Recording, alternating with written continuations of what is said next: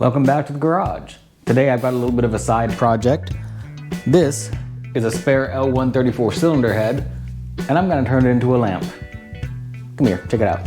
Now before you go and say anything about destroying a perfectly good cylinder head, this is not perfectly good. There's a crack going from here to here, around here, down here, up, around, and then down. So it's pretty well cooked. That, unless you're the Jesus of welding and brazing, you're not gonna fix that in a way that's gonna be dependable for the long term. So the best this thing can become is a coat rack or a lamp, and I chose lamp. I'm gonna have to sacrifice this thermostat housing here, and it's not exactly the best candidate either, so I don't mind. But let me show you kind of what I've got in mind. Sometimes I just hold on to stuff that other people would throw away. This used to be a floor lamp that's actually been used around the garage quite a bit. Used to have a concrete base here in the bottom. It broke during a move, but I kept the lamp because the lamp part of it still works. So I've got the top, the globes for it and all that. But what I'm most interested here is the bottom piece and the top piece. With these two, I'll probably drill a hole here in the thermostat housing, put that through, use the nut to tighten it up, and it'll end up being a desk lamp, mostly, with the top globe being a little bit too much, I guess, but it'll serve a purpose again instead of just sitting around here being junk. Well, here's something you just wouldn't do if you cared about this thing. That would pretty well guarantee that you need to skim your head afterwards. We're gonna get that temperature sensor out of there.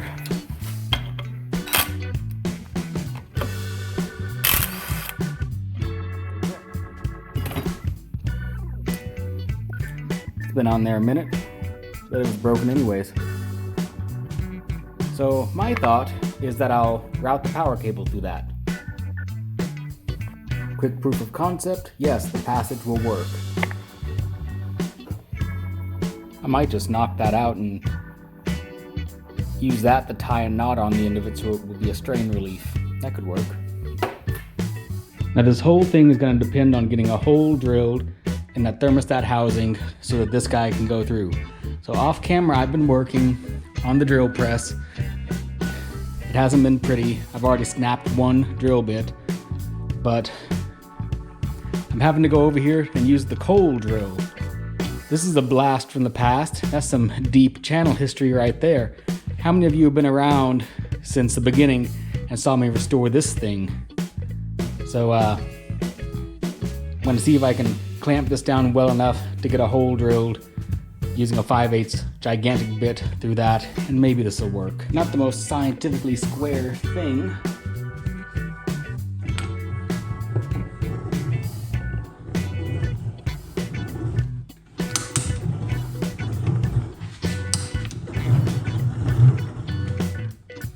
It's a terrible bit. Tried to sharpen it with mixed results.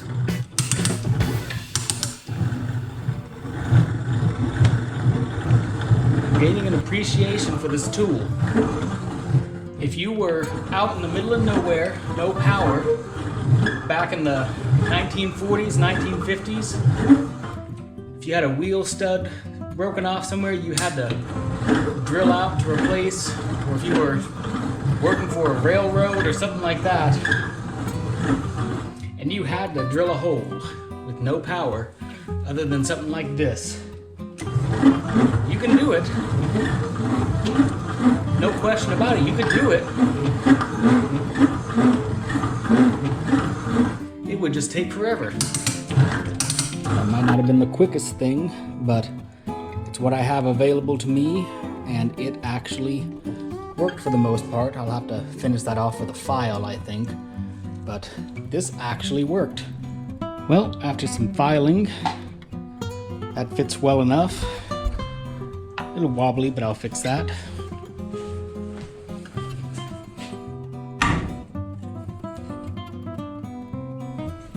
That's actually starting to look like it might work.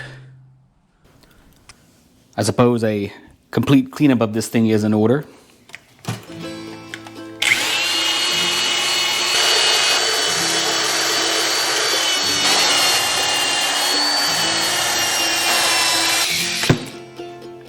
You probably wouldn't do that with a cylinder head you cared about, but this is what I got.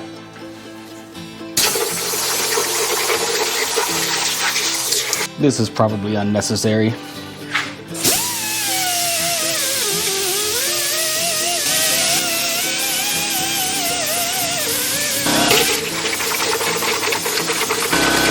That's better.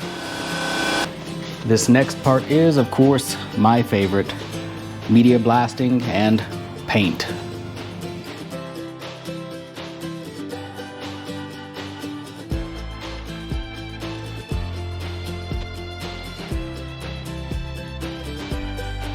Well, I got a bit sidetracked because it's a nice day and I've still got leaves to rake up and bag, but then I got sidetracked and forgot to record the primer part of this. But it's all cleaned up. 2 coats of primer. That crack is still very apparent, which I kind of love. It's actually more clear now with all the dust blasted off of it. But I'm going to paint this gloss black, I think, and then I'm probably going to polish up all of these parts in the casting. The early heads didn't have these. I think they added these to add strength to the head, but I think they'll look pretty good polished and then clear coat over the whole thing, and that should clean it up real nice.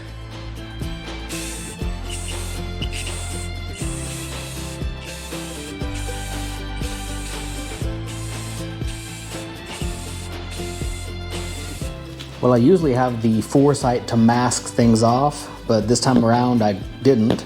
So I'm gonna have to grind all this paint off and polish these surfaces up the hard way.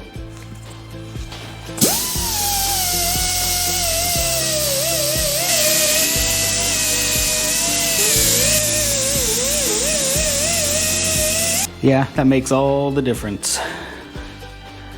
I wish it wasn't so pitted and nasty here.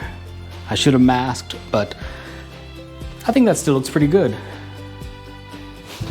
I did slip in one place. A little bit mad about that, but I'll respray that off camera and no one will know. And now, the joy of painting all the details. Get all the lettering painted up, nice and clean, make it pop, and then we'll clear coat.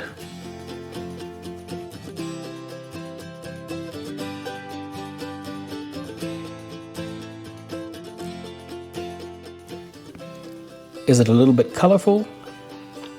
Yes. But it's not going on a vehicle. This would just burn off anyways.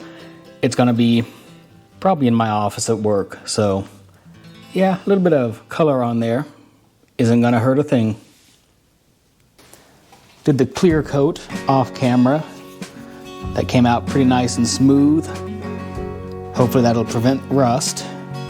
Also off camera, I did a bit of test wiring just to make sure everything's gonna work out. I did have to modify the inside of this because there were some sharp edges on it, and that would have caused a short at some point. This is gonna be my strain relief, so I couldn't have that. A couple of wiring test fits later. Got my knot for the strain relief to make sure that doesn't cause some fires later. And I think if I can just get this back up the tube again, what a pain that is. That should come together pretty quick.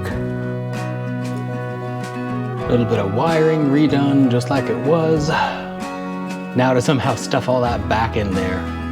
Great. Let's get this ever important strain relief knot tucked away.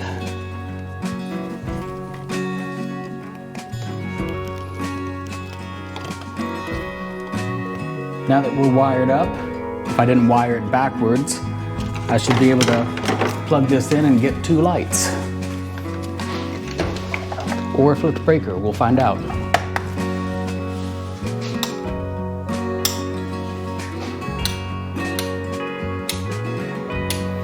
Ooh, I forgot the top one was a 3-way. Well, that'll do. It's a lamp. Now let's do some cleanup. One last detail, I've got some rubber feet to put on the bottom of this since it'll probably be sitting on a desk at some point.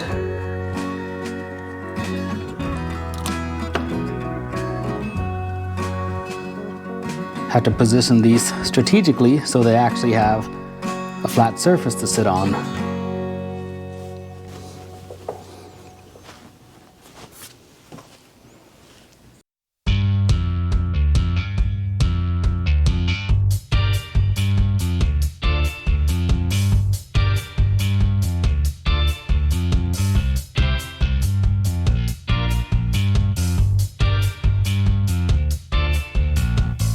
Well, there you have it. I've taken 2 pieces of scrap that were bound for recycling and have cleaned it up and upcycled it into something that has kind of an artistic form and a function. So thanks for watching. If you like the project, if you like the video, please leave me a like, leave me a comment. It really helps the channel grow. Thanks again, and I'll see you guys on the next one. Bye for now.